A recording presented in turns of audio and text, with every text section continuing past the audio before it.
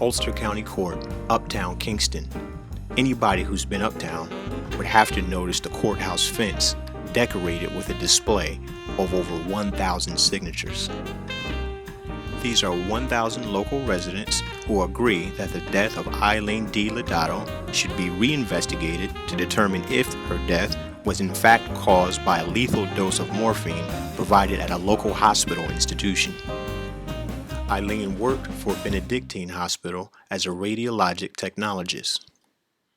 She is survived by her husband, Ph.D. Vince A. Lodato, who can be seen advocating for her on Wall Street, Uptown, Kingston, in front of the county courthouse. My name is Jamal Sanders, and I am a resident of Kingston who frequents the Uptown area quite often. And while I am not hired to report on this issue, I found a moral responsibility to investigate why a man such as Mr. Lodato would make such specific claims about the death of his wife with such specific evidence to support them. You are about to see an interview I did with Vincent.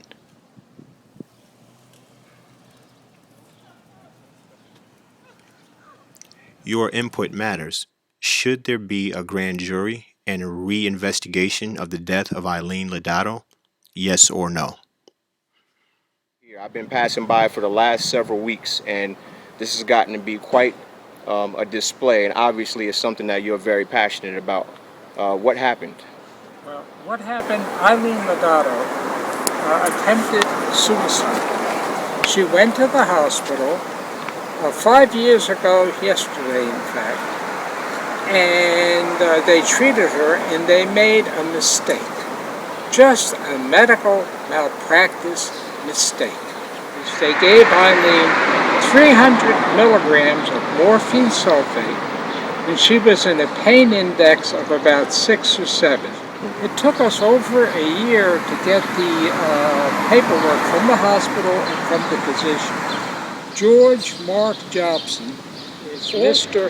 Conright, Harley Conright, who is the DA here. All right, so far the picture that I get is that there were a lot of people in positions of authority who not only made an error, but they also covered up that error. And you're saying that there was a very high dose of morphine used to cover up that error. Is that correct? That's absolutely correct. And researchers have found shocking statistical evidence about adverse reactions to conventional medicine.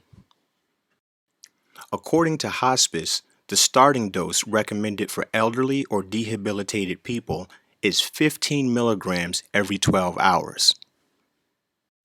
Eileen Lodato was allegedly given over 300 milligrams over the course of 50 hours. That means Eileen Lodato would have been given approximately 240 milligrams more than what she was supposed to receive over the course of 50 hours. But what would Your input matters. Should there be a grand jury and a re-investigation of the death of Eileen Lodato? Yes or no? what would you be satisfied with to happen here? Oh yes, there's something that can be done. Yeah.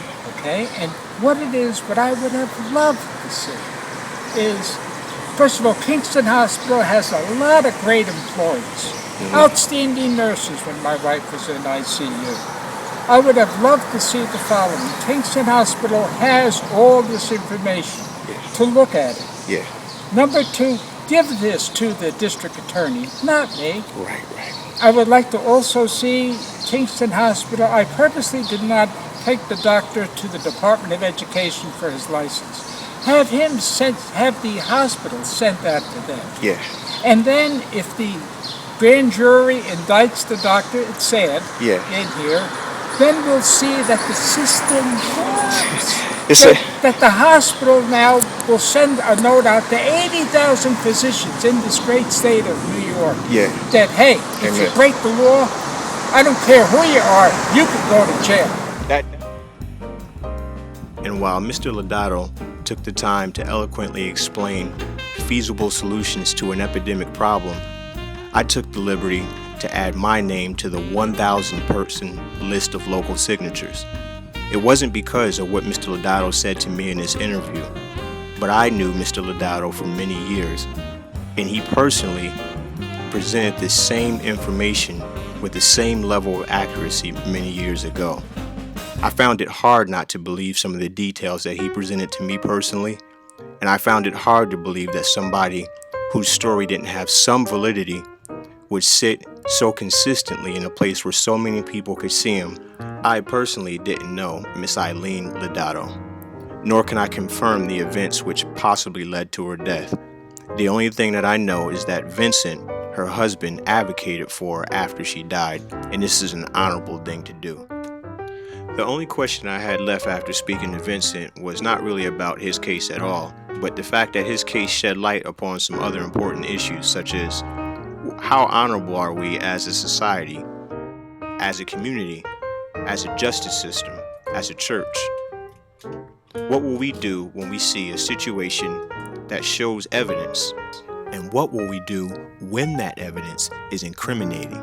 And incriminating evidence points towards people in positions of power, reputable institutions.